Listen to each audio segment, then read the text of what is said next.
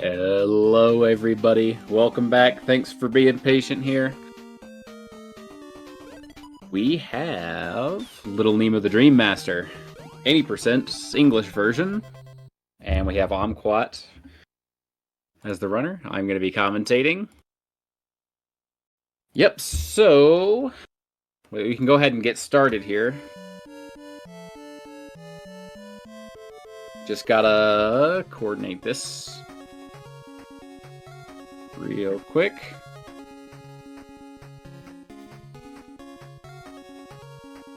Alrighty. We got a little bit of a jerry-rigged setup going on here, but should be good. So if there's a little desync with my voice and what's going on, and that's why.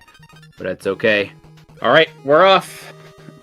Yeah, so in this game, you are a little kid whose mom keeps making him go back to sleep, and you feed candy to these friendly forest creatures, and they give you their powers. And we're trying to make it to the Nightmare Land and defeat the Nightmare King once and for all with a magic wand.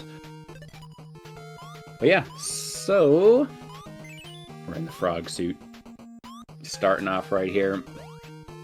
So there are 7 stages, and then there is a Nightmare Land stage after a big long cutscene. That's kind of 3 stages in one. It's a 3-parter with a boss at the end of each stage. So yeah, we've already seen 2 of the animals so far. We've seen a frog and a mole. Ooh, don't fall in the waterfall. Yeah, and some of the other levels here, we're going to see some other creatures. There's a lizard and a gorilla and a bee are the main ones that we see. Oh, and there's a rat in one of the levels as well.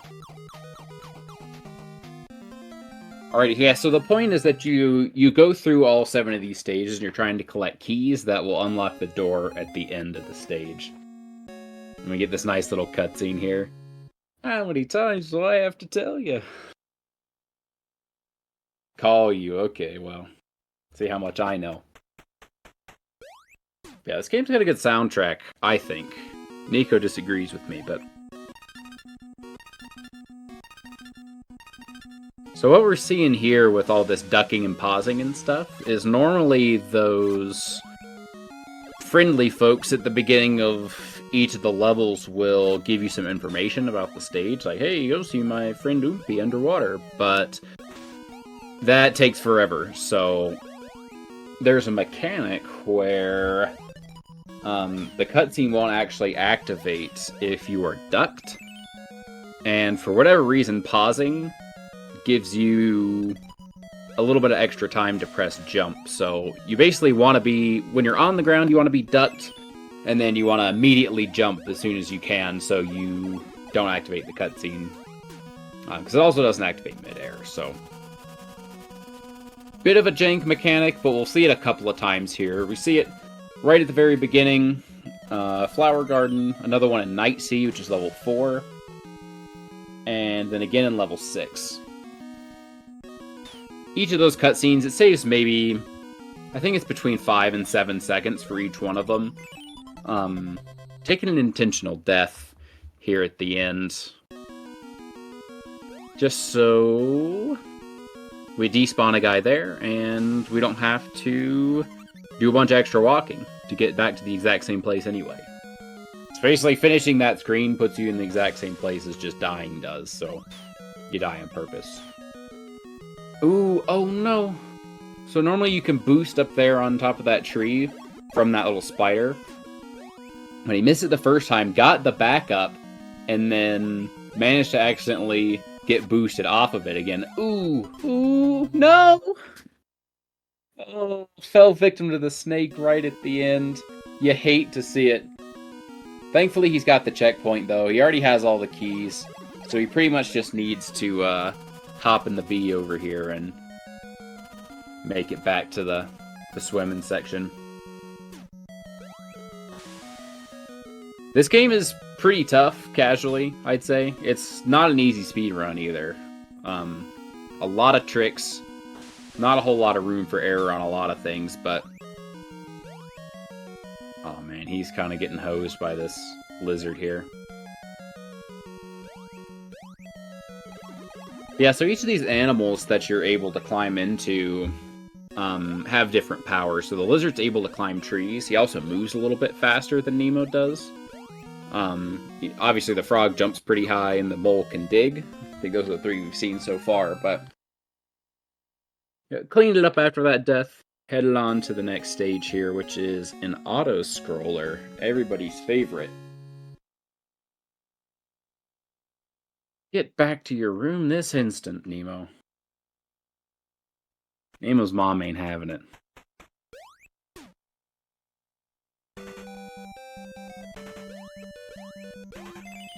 Yeah, the train's pretty good. This level should be pretty straightforward. It's essentially the same thing every time. As we'll see in a second, there are some little prop planes and some balloons that will spawn. Where the planes actually spawn and when they drop, I think, is some RNG. I think the same thing with the balloons dropping the bombs, but there's some techniques to get through most of these sections without taking damage. Sometimes, you know, there's so many health packs in this level too that it doesn't really matter if you take a lot of damage, because you can just refill it, but yeah, sometimes the RNG with those planes and the balloons can get pretty nasty. But it's nothing he hasn't seen before. And just like in a lot of NES games, those spikes that we saw on the ceiling by those flying squirrels are a one-hit kill, no matter how much health you have. And we will be seeing a lot more of those spikes throughout the rest of the stage. For whatever reason, these planes spawn in consistent spots, but the other ones don't seem to. I don't know. I don't know what's going on with that. Yep, so he's just going to hang out in the back of the train here, moving whenever he can to avoid getting crushed. I absolutely never made it past this part as a kid. This was like, pass it to your older brother. I was too dumb to press the down button. It kind of doesn't look like you should be able to survive it, but, you know, I guess you can. Turns out, after all these years, right?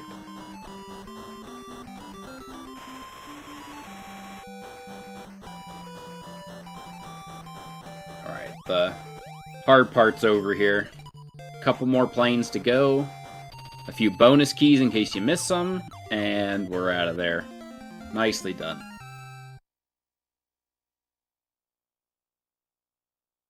Next up we have the Night Sea. It's a swimming level. Nemo, man, can't catch a break. Go back to bed, man. Right, we're gonna see this cutscene skip again. This one takes 3 jumps to make it. Nicely done. Oh yeah, the music in this game is amazing. This is one of the better tracks as well, Night Sea. Oh yeah, I forgot about the crab. So the crab has a claw attack. It can jump really high, but it can't swim, and it can also dig under the sand here. Good so far. Sadly, for Hocus Pocus, we can't get into the pink fish. It doesn't do us any good, but we say hi and then say goodbye. Alright, this section right here is pretty nasty. With this swimming. Oh man, these tadpoles. These rocket fish. Took a little bit of damage there. Nicely done, though. Pretty few bonks in that tunnel section. So there's actually a little secret area here where we're going to grab one of these keys, pick up some extra health, be back on our way.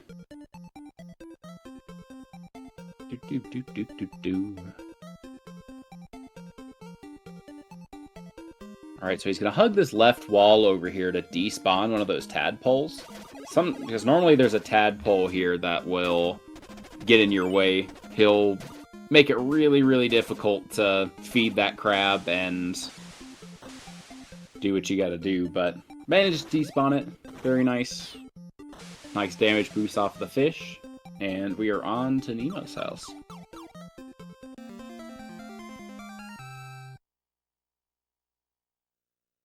Nemo's house is arguably one of the hardest levels in the game. It's really long, it doesn't have any checkpoints. If you make any mistake, you basically just have to restart the whole thing. So there actually is a cutscene skip in this level, but you can just buffer the inputs to jump left, like we just saw him do. And we're out of there.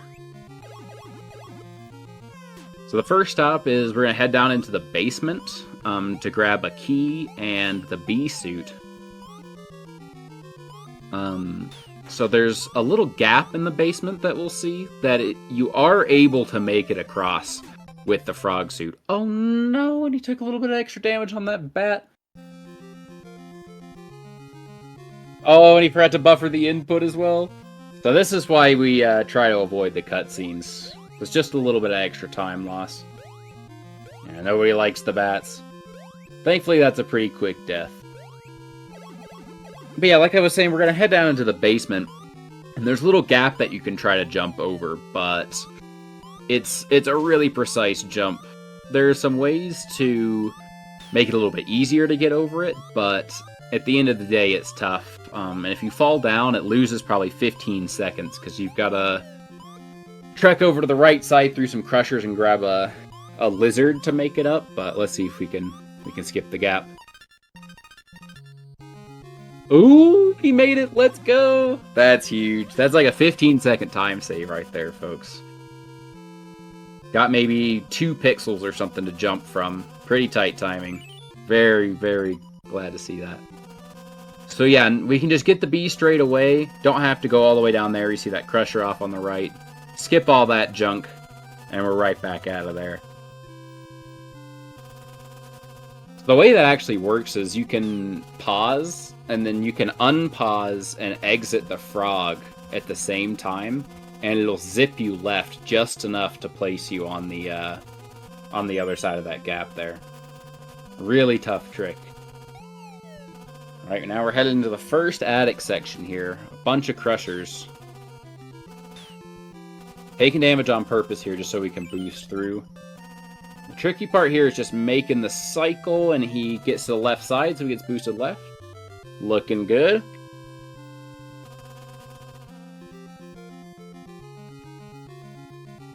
I drop down this way. You are able to get into this little tunnel here and grab this key with the frog that you had at the beginning, but it's a little bit faster if you're not a DAS to just have the bee suit for this, so that's what we decide to do. Grab a heat here, avoiding all those monkeys with the plates. Those guys really stink on toast. Now we're up into the second attic section here to grab the rat. Well, then you can milk some frames, J-Dub. Alright, so this rat is basically like the lizard and the monkey combined, but you're able to crush some of these breakable blocks. So that's pretty nice.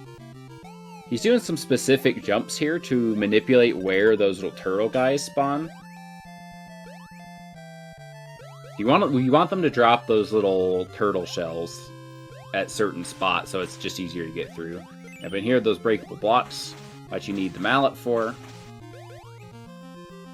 Opening his way up to the very end, but first we gotta make a stop over here with the monkey and the plates. Grab the last key. And we're out of here.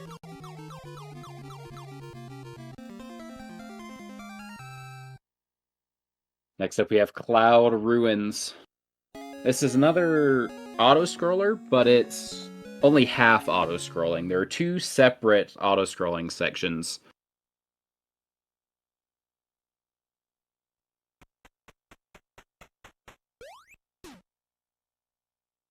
It also has the hardest cutscene skip.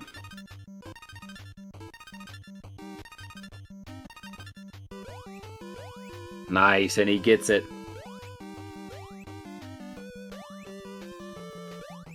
So that cutscene skip's really hard, because you have to do 5 jumps, but you also have to do well-timed jumps, or well-positioned jumps, I guess you could say, because if you mess it up, it's really easy to just belly flop in between those houses at the beginning. And the cutscene activation area is really big, so you gotta make it pretty far right before you're in the clear. Oh no, and he missed the cloud platform! That autoscroll, it'll leave you behind, man. And we get some DLC bonus content with the cutscene here. Not so lucky the second time. Again, that is definitely one of the harder ones.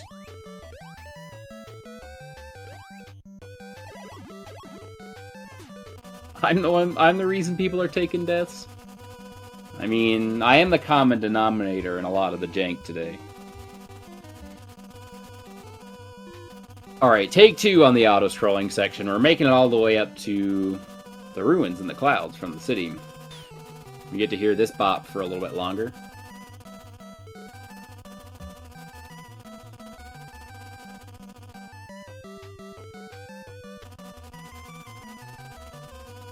And you see him waiting there on that top cloud. If you actually go right too soon, then it won't let you scroll the screen back to the right. And you have to go all the way to the left side of the screen, and then all the way back. So, best to just wait there. Those little pollen guys are the worst. So we stun him just for long enough so he despawns, and we don't have to deal with him on this whole falling section.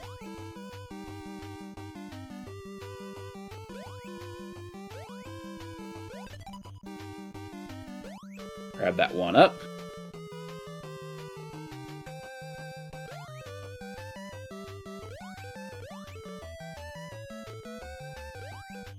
So normally there is a way to skip that snail. You can stun it and then damage boost off of it, but since he took a little bit of extra damage in that top section, he wasn't able to do it. So you gotta lose a little bit of time there and just let the snail fall off. Alright, now we're on level 7. It's gonna be topsy-turvy. Everything is upside down. And this is the last stage before Nightmare Land. Also one of the harder levels, if you do all the sweaty strats. If you play it a little bit safe, I would argue this level's not really too bad. But if you want to do the really top tier stuff, it's rough.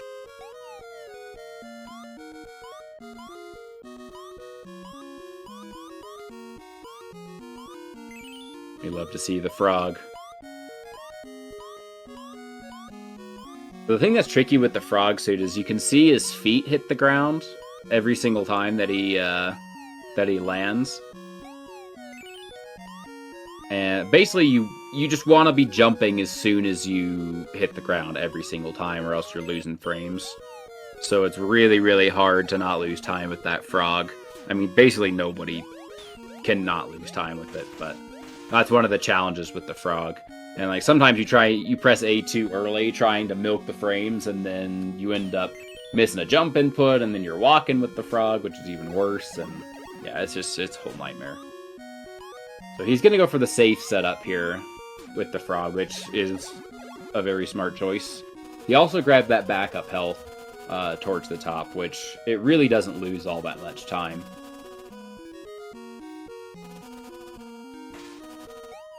Another plate monkey. Grabs one of the last keys. So he's got plenty of health here to just damage boost off of these guys. Ooh, goes for that nice strategy there. And makes his way to the end. There's a couple of different ways to do this level, depending on whether you grab the health, how aggressively you play that frog section, couple of other things, but yeah, he did a pretty optimal ending right there, considering the strats that he went for. So that's really nice to see. It's it's really not a huge time difference one way or the other. I think the really sweaty strat is, I don't know, it's maybe half a second faster and it's 20 times as hard, so basically nobody does it. But yeah, so we have a 2-minute, 30-something second cutscene. Kick back, story time, folks. Grab your snacks, grab your drinks, do what you gotta do, you know? It'll be a while. Pew break. Yep, so this is the Nightmare King right here. We're not happy. The princess here is desperate. Please help me, Nemo. So, yeah, like I said, you defeat the Nightmare King with this magic wand. And if you look at the sprite, like if you look at Nemo's sprite, it's on his back the entire game. But once you get to Nightmare Land, you're able to equip the staff. You learn the magic words, you know? Okay, it's a morning star, not a magic wand, but you get it.